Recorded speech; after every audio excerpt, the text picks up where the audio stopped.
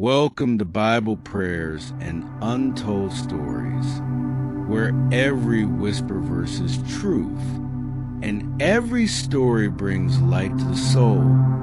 Let us journey through the sacred words and uncover the wisdom hidden in prayer.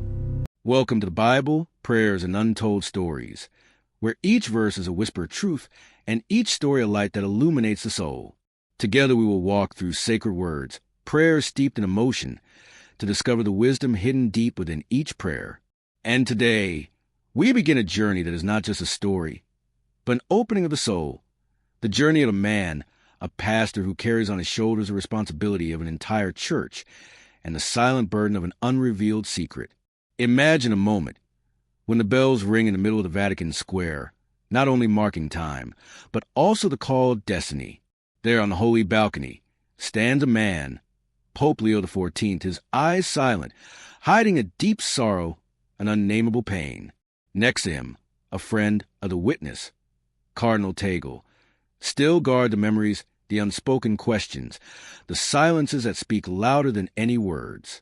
Their journey is a story of faith, of sacrifice, of silent love that has the power to change the world. Now, let's enter into that secret, listening to the echoes of truth from dreams, unread diaries, and prayers that echo through time. Because sometimes the holiest thing is not the loud words, but the silence endured, a silence that is heavy but full of grace. The journey begins here, where holiness meets weakness, and love is lit even in the darkness. St. Peter's Square, the gentle noonlight filtering through the light clouds.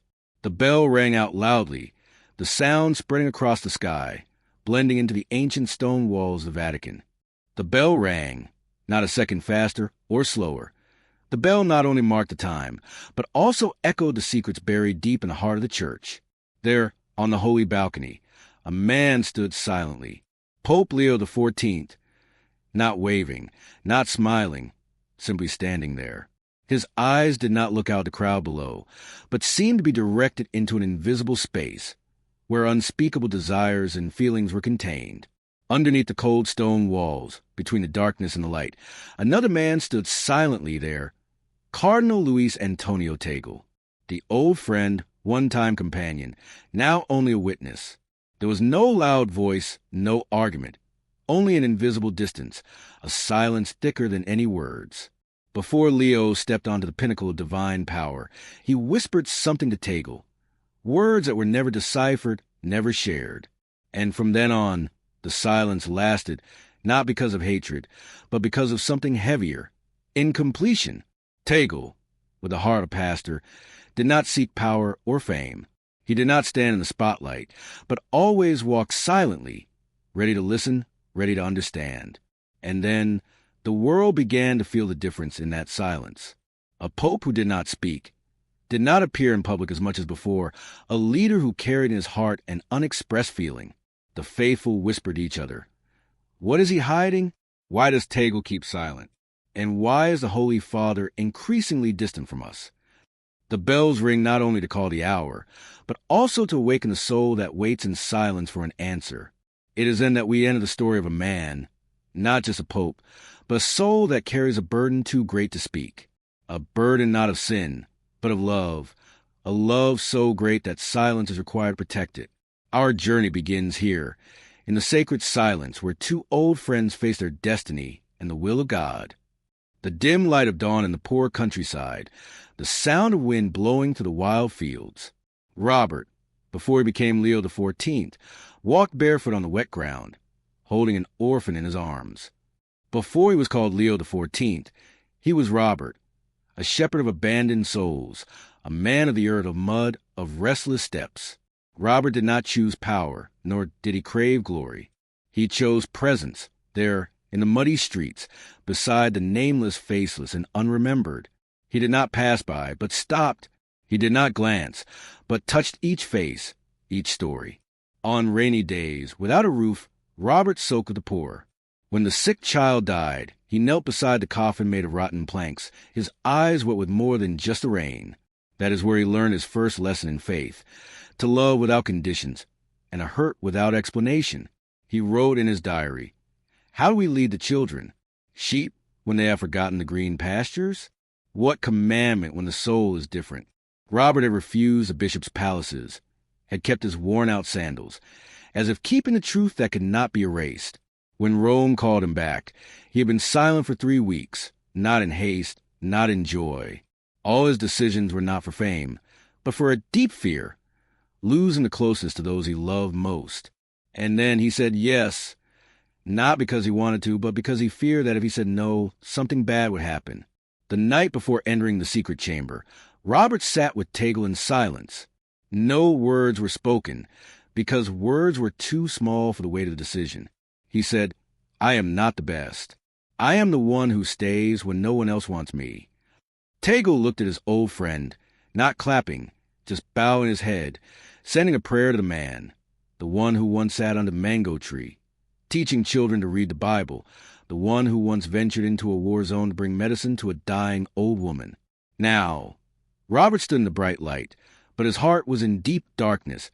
He was afraid, not of power, but of loneliness, of the feeling of being placed on a throne of distance, where the pulse of the earth beneath his feet could no longer be felt.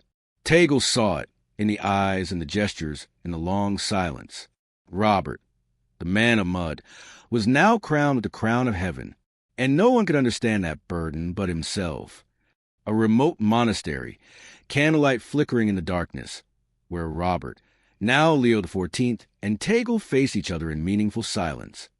As time passed, the Vatican walls bore not only the footprints, but also the fractured souls.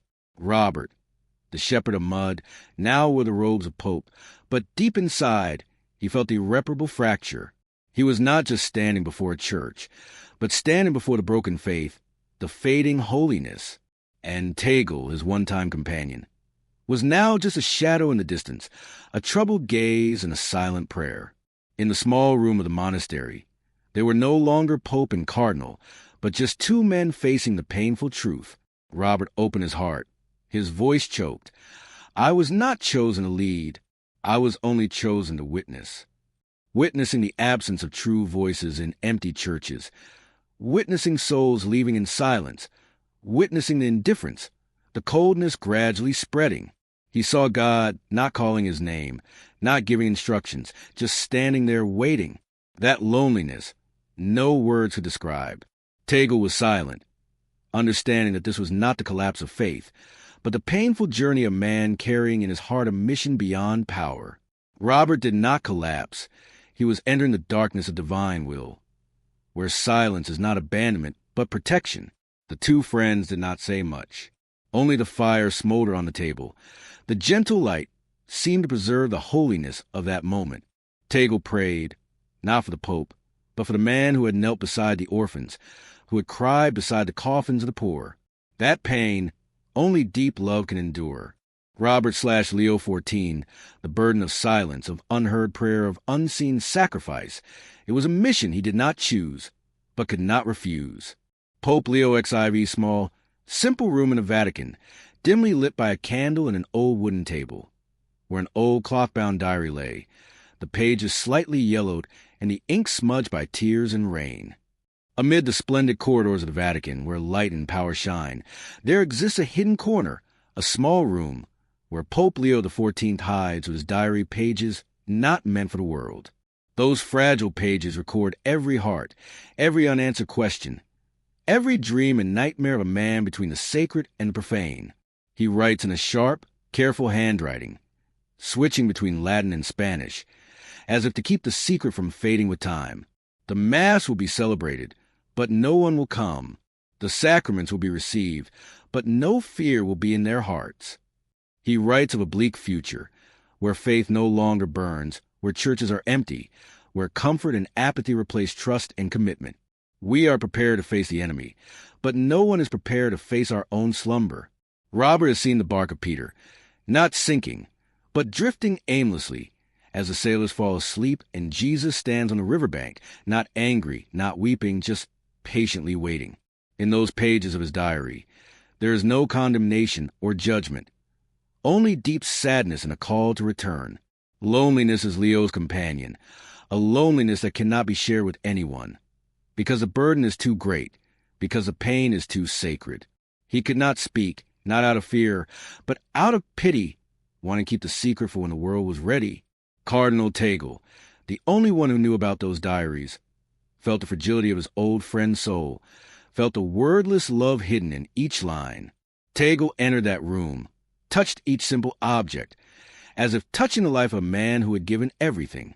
He understood that Leo's silence was not a failure, but a faith that still burned under the dust of time and trial. A small light in the vast night. The night covered St. Peter's Square. The only light left was the flickering candles in the chapels. Pope Leo XIV stood alone on the balcony, his gaze fixed on the horizon, in the silence and the emptiness.